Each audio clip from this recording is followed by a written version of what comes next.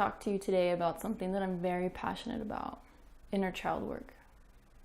I believe that inner child work could help every single person on this planet. Because I can guarantee you every single person on this planet had a childhood. And most people, if not every single person, suffered some pretty horrific experiences as a child. It's just the nature of Earth. It's the nature of being in a body, being in this world. We go through pain. We get hurt. But what can happen if we don't have enough emotional resources, if we don't have healthy grieving modeled for us, if we don't have safe adults in our life, we can hold on to this pain from when we're young. Because we don't know how to express it. We don't know how to release it. It can feel scary.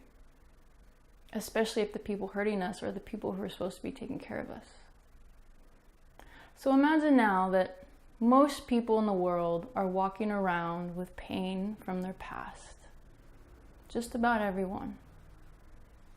Now, what happens when we have unresolved pain at any age is a part of our psyche splinters off and holds on to this pain. In fact, this part of our psyche splinters off and holds on to it 24/7 as if it's happening over and over and over again. So as we go through life and we have experiences and we feel emotions that are similar enough to these original wounds that we are still carrying around, that part of our psyche gets triggered, gets excited. That wounding, that pain comes up to the surface because it's similar to what we're experiencing right now. In fact, you can be sure whenever you're feeling triggered, your inner child is talking. Now, when our inner child is talking and this wound is coming up, it's a beautiful experience because it's actually a gift. It gives us the opportunity to feel into the pain of what's happening right now and also to feel into the pain of the past.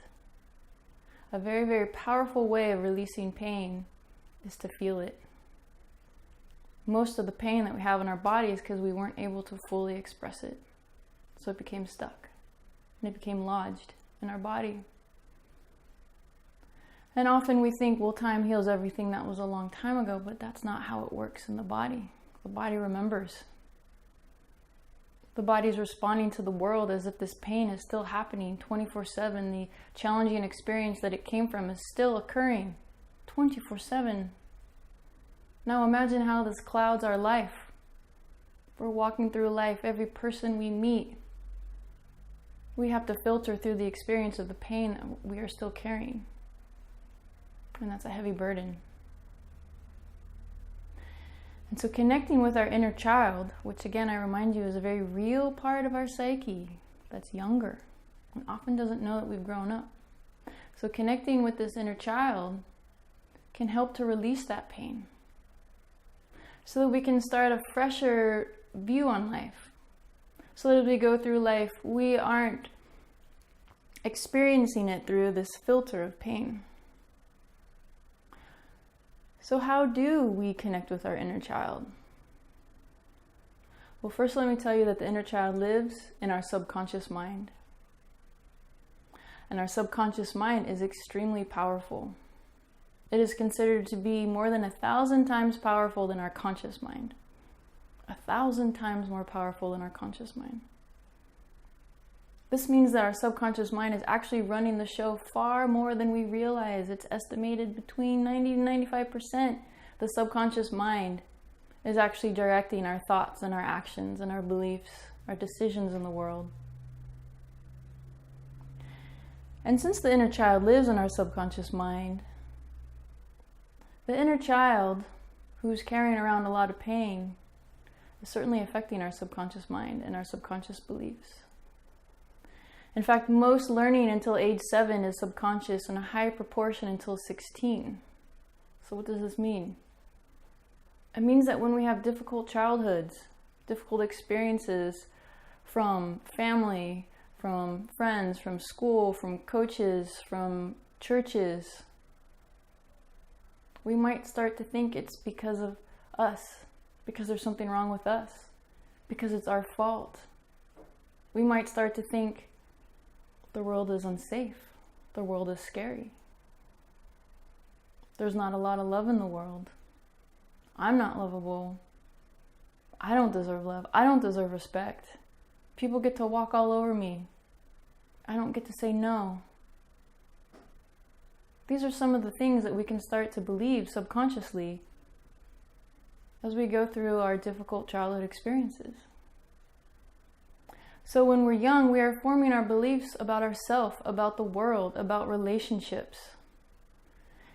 And when we live in dysfunctional environments, we are more prone to developing a lot of debilitating subconscious beliefs.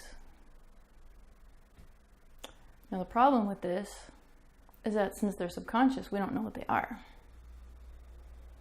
But these subconscious beliefs are so much more powerful than our conscious beliefs that these subconscious beliefs manifest and call in experiences that match our beliefs. So we may consciously believe that we deserve love. Maybe we've gone to lots of workshops. We've done a lot of counseling. We've done a lot of healing. And we know our worth and we know our value.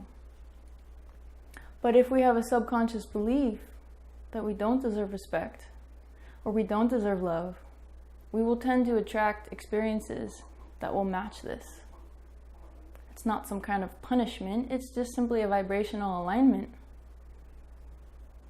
If we have a subconscious belief that people will take advantage of us, people are unsafe, we will be sending a signal out into the world to attract people that will take advantage of us, that will use us.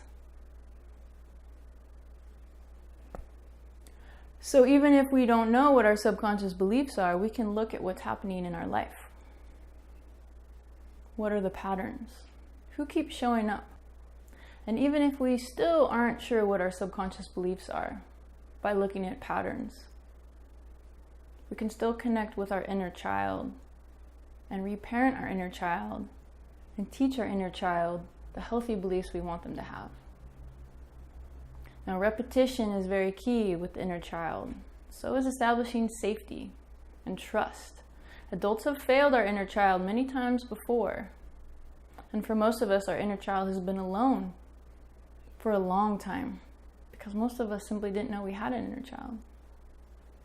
So it takes patience and unconditional love, validation of the hurt feelings, acceptance, and a lot of repetition of you deserve respect, you deserve love, you are so kind, you are so smart, you are so talented, people really enjoy being around you. Whatever it is that you want your inner child to know, it's probably something that you need to know right now, some sort of element or quality you want to invite into your life. And you can also imagine what it'd be like to go back in time and see yourself as a little child, maybe a 6-year-old, maybe a 10-year-old. What did you really need to hear? What did you need a loving, trustworthy adult to tell you? This is the cornerstone of inner child work. It's being that unconditionally loving parent that we either never had or sometimes didn't have. Because parents are people. Parents get stressed. Parents get tired. Sometimes parents don't have the energy to fully meet us where we want them to when we're young because the demands of children are very high. That's natural and that's healthy. But in this modern, stressful, chaotic world, sometimes our parents just can't meet our needs, especially if they haven't done their own inner child work, especially if they haven't done a lot of healing on themselves, especially if they came from a dysfunctional family themselves. And remember that most families have some kind of dysfunctional dynamics in them. It's not any kind of a blaming game. Our parents simply cannot give us what they weren't given. And if they haven't given it to themselves as adults, they aren't going to be able to give it to us as children. So that's why we can take on being the unconditionally loving parent always to our inner child, knowing that it's a very real and tender and vulnerable part of ourself that's holding on to pain and really, really needs our attention and our love. Watch for future videos where I will be showing you powerful ways to connect with your inner child, to shower yourself with real unconditional love, that maybe you've never experienced before. My name is Rachel Hope, and I look forward to talking with you soon.